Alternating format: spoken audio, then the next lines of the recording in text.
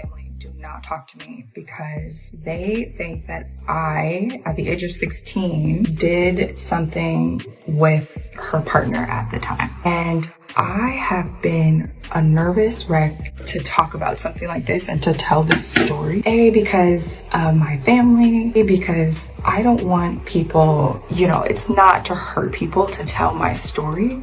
But at the same time, I've been working through this so much in therapy, and this is something that goes way deep to my core in terms of worthiness and how I feel about myself.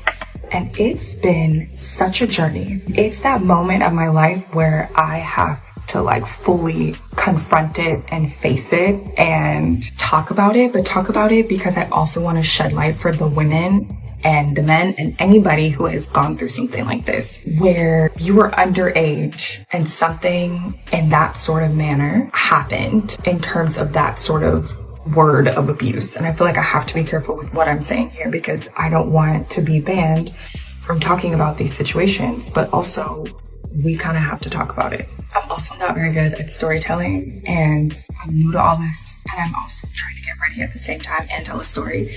And I feel like the story is quite complicated and detailed, so bear with me here. Yeah, so one of my aunts does not talk to me because I guess she felt like I did something with her partner at that time and nothing happened, but I'm gonna try to tell this story quickly and also not name any names. And so I was with this aunt for the summer with my sister, and I can't remember how much time had passed since we were. It started with a whisper that detonated into a scream heard around the internet. No teaser, no warning, just one leaked clip, one trembling voice, and suddenly the Braxton legacy was on the brink of collapse. Ashlee Braxton broke the silence first, her words shaking as if they'd been trapped in her chest for decades. We didn't stay quiet because we wanted to. We stayed quiet because we were forced to. Seconds later, Tamar Braxton's voice cut in like a knife, and the reason why is something y'all were never supposed to know. That's when everything exploded. Within minutes, timelines caught fire. Fans froze. Bloggers panicked. Group chats erupted in all caps. Because this wasn't just another messy family disagreement, this felt dangerous. Private messages allegedly sent in the dead of night began circulating, warning Ashlee that speaking out would destroy the family forever. Then came the audio. A chilling phone recording where a voice sounding eerily like Evelyn Braxton whispered, "If you open your mouth, don't expect protection." Suddenly, years of awkward silences, tense stares, and conversations cut short on camera took on a terrifying new meaning. Why did Tamar, the loudest voice in the room, always go quiet around her mother? Why was Ashlee always there, yet never acknowledged? Why did the truth always stop right before it got real? Insiders are calling it enforced silence. Fans are calling it manipulation. And what Ashlee and Tamar are about to reveal goes far beyond hurt feelings or family drama. This is about control, fear, and secrets so disturbing they were buried for years. Evelyn wanted silence. What she got was a firestorm. And this is only the beginning. It didn't unravel all at once. It cracked slowly, quietly, the way the most dangerous secrets always do. According to people close to the family, the silence around Ashlee Braxton wasn't accidental. It was engineered. From the outside, she existed in the margins of a famous family. Present but rarely acknowledged. Blood but not centerpiece. Fans sensed it for years but couldn't name it. Now, Ashlee claims the truth was hidden on purpose. In a leaked voice memo sent to a friend late one night, she allegedly said, "I learned early that my existence was conditional. I could be here, but only if I didn't speak." That single sentence flipped everything fans thought they knew. Insiders say, the rules were clear long before reality cameras ever showed up. Certain topics were forbidden. Certain memories were off limits. And Ashlee's perspective was considered the most dangerous of all. Why? Because she remembered things others preferred to forget. Tamar, who built her public persona on being outspoken and unfiltered, was not immune either. In fact, she may have been punished more severely because of it. Screenshots of old family group messages began circulating, showing Tamar pushing back, asking uncomfortable questions, only to be met with icy responses about respect, embarrassment, and legacy. One alleged message from Evelyn read, "Not everything needs to be said out loud. Some things stay in the house." The house fans now realize was a cage. Ashlee revealed that whenever she tried to assert herself, the consequences came. A bit of time to when we got home, and when I think it was my stepmother was going through my phone and she found this conversation, this sort of conversation, and she showed it to my dad, and my dad called that aunt, and we spoke about it and we talked about it a little bit. And I remember just a lot of emotions, was a lot going on. I was 16 at the time and I'm 32 now. I had to think about it. I'm 32 now. And so, my God, it's been 16 years. This is wild. Anyway, okay. So yeah, my aunt was there for me. She was very kind and very nice. And was like, I'm so sorry that this happened to you, blah. And not blah, but she was very kind and it just felt like safe, you know? But then as the years have gone by, it's like that mood and that assumption that I didn't do anything because I was a child was not that assumption anymore. And it boggles my mind because it was like, wait, but if it happened or if it was true, then that would make him, you know, and like, you're okay with that? Like that's what you would like to hear? I will just never forget how when I got older, I just realized that I really had to take the time and go back to that part of my life and understand how much feeling like I didn't matter, that I was unworthy. It just felt like love from my family was just cut off and gone. And you're like, but wait, that guy? And it made it even worse because it was like, wait, this guy that was doing this to you on TV, and like, it's kind of in cohorts in the same spirit of what was happening. Not in the same cohorts, in the same spirit, but like, you know, like it's so painful. And I know that the ladies, the men, everybody who has experienced this sort of feeling when your family doesn't believe you, or when you're at an age where you shouldn't have ever have been put in that situation to have to navigate it. And however you navigate it was however you navigated it. And this is what I learned in therapy is like how I navigated it and how I dealt with it was how I dealt with it. But the most important thing to understand is that I never should have been put in that spot in the first place. And I think that's the devastating part, is that you realize that you didn't ask for that. I did not ask for that. No matter what. The consequences came swiftly and quietly.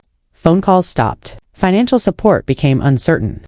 Invitations to family events mysteriously disappeared. She was never directly told she was being punished. She was just frozen out until she fell back in line. That's how control works, she allegedly explained in a private recording. You're never hit. You're just reminded how easily you can be erased. Tamar recognized the pattern immediately. She admitted that every time she got too close to exposing something real, she was labeled unstable, emotional, difficult. Those labels followed her everywhere, making it easier to dismiss her when she finally broke down.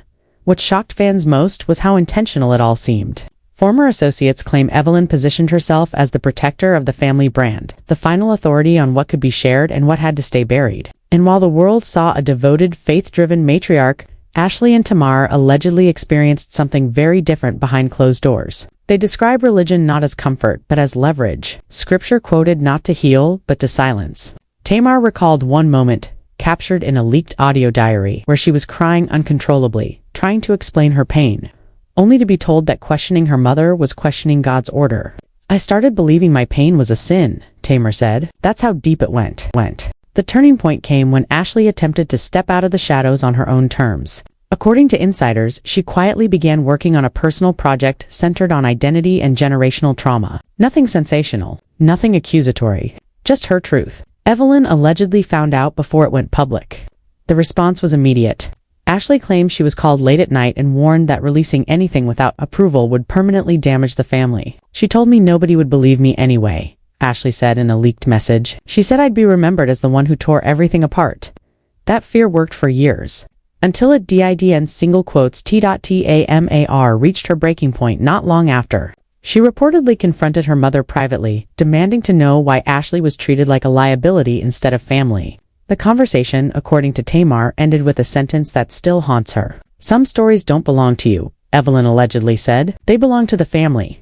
That was the moment Tamar realized the silence wasn't about protection. It was about ownership. Who controlled the narrative? Who decided which pain mattered? And who was allowed to speak at all? When Tamar and Ashlee finally compared notes, the realization was devastating. Different lives. Same tactics. The same guilt. The same threats disguised as concern. Ashlee described moments from childhood where she was praised for being quiet, for not asking questions. For being easy, Tamar described moments where her fire was celebrated publicly but punished privately. They loved my mouth when it made money, Tamar said. They hated it when it told the truth. Fans began revisiting old footage, noticing how often Tamar's most emotional moments were cut short or conversations jumped. Arguments dissolved without resolution. It no longer felt like coincidence. Then came the first undeniable receipt. A short audio clip leaked anonymously to fan pages. Confront a lot of things because my sister passed away. I fled the country because I was needing to save my own self and my own life. And when I say all of this is not a dig to my family member because it's really sad that she also was put in that situation, having to deal and having to handle. I don't wish that upon anyone either. There's sympathy there, but there's also so many other aspects of it when you're a child and you're denied a voice. It's pretty much been a lifelong battle for me. So it's been if you've ever been that person, I'm gonna go to part 2. Okay, I'm back. Sorry. Okay, so this is part 2 of my aunt doesn't talk to me because she thinks that I did something with her partner. And if you watched part 1, you could probably understand what's happening. And like I said, it's really difficult to talk about because I just don't want to be rude because this happens to people where they've experienced some sort of abuse and then someone's told them that it hasn't happened or that it's their fault or but then as I have now lived in Europe for 10 years and I've traveled the world, it happens it happens across the world, which makes it even more important to talk about because a lot of people are going through this, but they're not allowed to say, or they're embarrassed, or they just feel like it's not something that they can even talk about. So for me, it was difficult because I realized that my aunt was starting to feel this way that I initiated or that it was not I'm a part of the problem to blame. And I was saying before that I never should have been put in that situation as a kid at all, ever, especially when there's an adult involved. And so I essentially left the US in 2014 and I went to Paris and I was there for about 4, almost 5 years. And I'm so irritated at myself because I left right before I was supposed to get my citizenship there. But anyway, and now I'm here in Barcelona, Spain. And I've been in Europe for almost 9 years now. And this subject has just come up for me at my therapy. And I'm addressing it and I'm talking about it and I'm shedding light on it and I'm shedding awareness on it. And I just want to encourage other people to share your story and to find love and to find self-love for yourself and for everyone else involved and just know and understand that it's pages. The quality was poor, but the message was clear. A voice sounding unmistakably like Evelyn's warned, "If you talk about that, don't expect protection." The internet erupted. Was it real? Was it manipulated? Tamar didn't deny it. Ashlee didn't either. Their silence spoke louder than confirmation. More leaks followed. Messages allegedly showing Evelyn framing silence as loyalty and speaking up as betrayal. "Don't make me choose between you and what we built," one message read. Fans recoiled at the language. Love with conditions. Belonging with a price. What made this moment explosive wasn't just the accusations. It was the pattern. The consistency. The way everything suddenly made sense. Ashlee's invisibility. Tamar's breakdowns. The tension fans always felt but couldn't explain. And as the story spread, something else happened. People began sharing their own experiences. Survivors of similar family dynamics flooded comment sections, saying they recognized the tactics immediately. Silence enforced through fear. Control masked as care. By the time Tamar and Ashlee appeared together for the first time, sitting side by side in a grainy video that felt more like a confession than an interview, the damage was already done. "We were taught that quiet meant love," Ashlee said softly. Tamar looked straight into the camera and added, "But quiet almost killed us." The clip ended abruptly. No resolution, no apology. Just two women finally refusing to disappear. And as the video cut to black, one question burned through every timeline, every group chat, every fan's mind. If this is what they're willing to say now, what are they still holding back? The fallout didn't slow down. It multiplied. As soon as Ashlee and Tamar's joint video spread, the family's silence became louder than any denial could have been. Fans refreshed feeds waiting for responses that never came. No clarifications. No explanations. Just absence. And that absence cracked open a floodgate. Because when the people with power refuse to speak, the people who've been watching from the shadows finally do. Anonymous insiders began stepping forward, each story lining up a little too perfectly to ignore. A former assistant claimed Evelyn controlled not just conversations but access, who sat where, who spoke when, who was allowed to be seen. Nothing happened without her approval, the source said, especially if it involved Ashlee or Tamar saying anything unscripted. Then a former production staffer dropped a bombshell. Entire scenes were allegedly cut after filming because they showed Tamar pushing back too hard or Ashlee expressing discomfort. We were told it didn't serve the family image, they said. The phrase image started haunting the internet. Because what exactly was being protected? Ashlee escalated first. Late one night, she posted scanned pages from an old journal, handwritten entries dated years apart, all repeating the same theme. Fear of speaking, fear of being blamed, fear of losing family. One line stopped everyone cold. She said my truth would make me unlovable. Tamar reposted the pages without commentary. That silence hit harder than any caption could. Then Tamar went live raw and visibly shaking. No glam, no filters. She admitted that her reputation as the crazy or difficult sister wasn't accidental. It was easier to paint me unstable than to listen to what I was saying, she confessed. She revealed that every emotional breakdown fans mocked had been preceded by private confrontations that were never shown. Y'all saw the reaction, Tamar said. You never saw the cause? That's when the leaked texts dropped. Screenshots allegedly showing Tamar begging for space, boundaries, honesty, only to be met with warnings about embarrassment and consequences. One message read, "You're hurting your sisters by acting like this." Another said, "If you keep pushing, you'll regret it." Fans dissected every word. This wasn't concern. It was intimidation wrapped in family language. Ashlee added fuel to the fire by releasing a voice note she recorded years earlier but never shared. In it, she cried quietly, saying she felt like a ghost in her own bloodline. "I'm here, but I'm not allowed to exist fully," she whispered. "I don't know who I am without silence." The internet broke. Suddenly, this wasn't about one matriarch. It was about a system. Fans started connecting dots across years of footage. Old clips resurfaced where Tamar was cut off mid- reunion specials where tension was brushed aside with jokes. Moments where Ashlee was physically present but never centered. It all looked different now, calculated, controlled. And then came the most disturbing revelation yet. According to Tamar, silence wasn't just emotional, it was contractual. She claimed confidentiality clauses were slipped into deals, restricting what could be discussed publicly. Screenshots of heavily redacted documents circulated with notes, allegedly handwritten in the margins. Too risky. Cut this. Protect the legacy. The word legacy became synonymous with censorship overnight. Ashlee confirmed that her own opportunities mysteriously vanished whenever she tried to tell her story. A book deal that fell apart after a single phone call. A speaking invitation rescinded at the last minute. "I was told I wasn't ready," she said. But really, they weren't ready for me to talk. Tamar backed her up, revealing that when she considered leaving the family show years earlier, she was warned it would destroy everything they'd built. "I thought she meant the family," Tamar said. "Now I realize she meant the brand." That distinction shattered fans. Family is supposed to protect you. Brands protect themselves as pressure mounted. Other family members remained quiet. No public support. No denials. No acknowledgements. Fans pleaded for someone, anyone, to speak.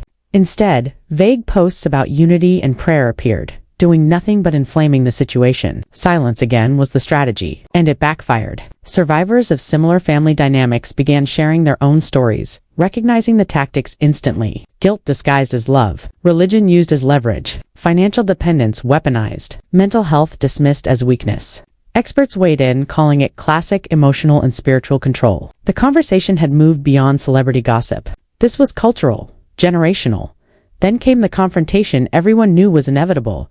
According to Tamar, Evelyn reached out privately, requesting a sit-down before things went too far. Tamar refused. Ashlee didn't respond at all. "I'm done fixing what I didn't break," Ashlee wrote in a now-viral post. That rejection sent shockwaves through the family's inner circle. Insiders say panic set in. Damage control meetings, crisis PR calls, but the narrative was no longer theirs to manage. Every attempt to smooth things over only raised more questions. Why now? Why privately? Why not publicly address the claims? And just when it seemed like all the receipts were already out, another leak surfaced. An email chain allegedly from years ago, where edits were requested on an episode that showed Tamar accusing her mother of gaslighting. The request read, "Remove the scene. It doesn't serve the family." The date on the email predated Tamar's public mental health crisis. Fans were furious. That moment could have changed how people saw her pain. Instead, it was erased. "They cut my truth and left my breakdown," Tamar said. "Then they blamed me for how it looked." Ashlee took things even further by posting a photo from a past family event. Everyone was there, smiling, perfect. Except she'd been cropped out of the official version sent to the press. They said it was an accident, she wrote. But my whole life has been edited. Tamar commented immediately. No more edits. The post went viral. The message was clear. This wasn't about reconciliation anymore. This was about exposure. As the storm grew, one question kept surfacing. If Evelyn was willing to go this far to enforce silence, what was she so desperate to keep buried? Fans speculated wildly. Paternity rumors. Financial secrets. Old betrayals. Tamar refused to clarify, only saying, there are things we're still processing. That restraint made it worse, because restraint implies something bigger is coming. Something bigger is coming. And then, in the final hours of the night, a single document appeared online. Blurred, redacted, stamped, an affidavit.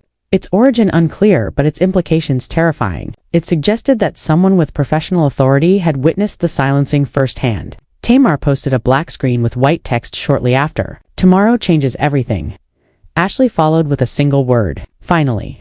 And as the internet braced itself, one thing was certain. Whatever had been enforced through fear for years was about to be dragged fully into the light. And this time, there would be no cutting the scene. The document dropped at dawn. And by the time most people woke up, the damage was already irreversible. A sworn affidavit. Redacted but unmistakably real. Allegedly submitted by a former therapist connected to the family, finally granted permission to speak after years of legal silence. And what it described wasn't rumor, speculation, or fan theory, it was systematic suppression. According to the affidavit, Ashlee repeatedly sought professional help as a teenager and young adult, only to face direct interference. Appointments canceled, access restricted, warnings delivered. The most chilling line stopped everyone cold. The client was advised that continuing therapy without family approval would result in loss of financial and emotional support. In other words, healing came with a price. And the price was silence.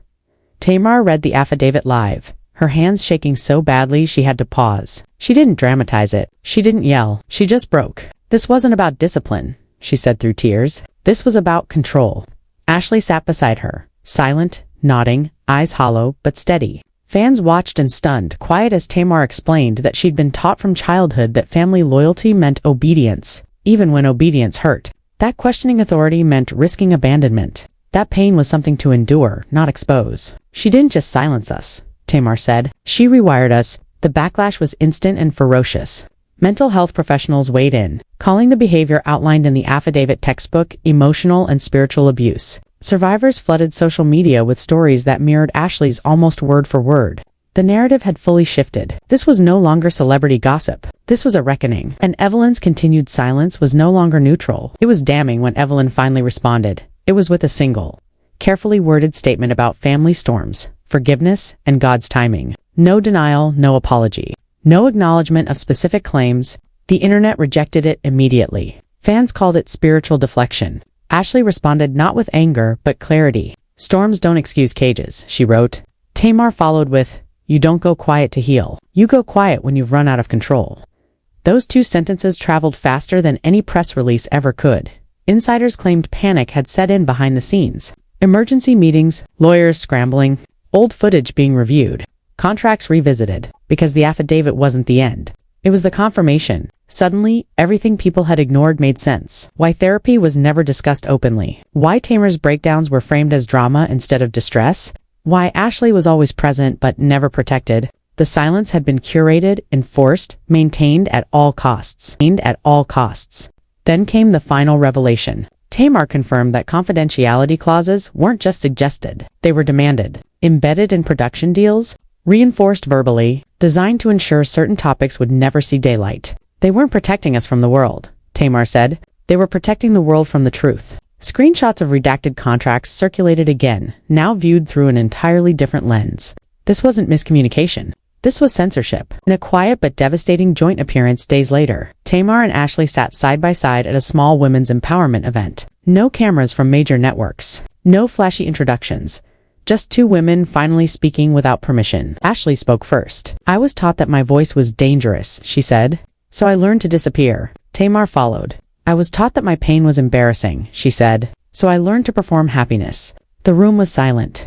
People cried, because it wasn't about them anymore. It was about everyone who'd been told the same lies. They made it clear this wasn't revenge. It was release. Tamar announced she was working on a memoir focused not on fame, but on reclaiming her voice after years of enforced silence. Ashlee hinted at a documentary centered on daughters raised under control, disguised as love. "This isn't for clout," Ashlee said. "This is for closure." The audience stood, not because it was dramatic, because it was true. Evelyn never showed, never joined, never spoke again publicly beyond that single statement. And in that absence, her authority collapsed. The silence that once protected her image now amplified every accusation. Fans stopped asking for explanations and started accepting what was already clear. The legacy they thought they knew had been built on omission. The final image that stayed with people wasn't a leak or a document. It was Tamar and Ashlee walking off stage together, hands clasped, no fear in their faces. "We were the quiet ones," Tamar said softly to the crowd. "Now we're the storm." And with that, the story closed, not with reconciliation, but with truth, finally unchained.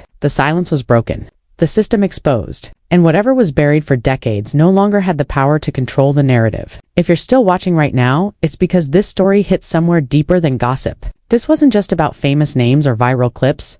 This was about silence being forced, truth being buried, and what happens when people finally decide they've had enough. And here's the reality. Stories like this don't stay visible unless you keep them alive. Algorithms don't protect truth. People do. If you've ever been told to stay quiet for the sake of family, reputation, religion, or keeping the peace, this moment is for you. If you've ever swallowed your pain so someone else could look good, you're not alone. And if this story made your chest tighten, that's not coincidence. That's recognition. So don't just watch and move on. Hit the like button so this story keeps circulating where silence once lived. Drop a comment, even one word, to tell the system that these conversations matter. Share your experience if you're ready, because someone reading it might finally feel seen for the first time. And subscribe right now, because what's coming next won't be filtered, softened, or protected by image management. Walking away keeps cycles intact. Engaging breaks them. Silence is exactly what systems like this depend on, and tonight, we refuse to give it that power. Stay here, stay loud. Stay watching, stay loud. Stay watching.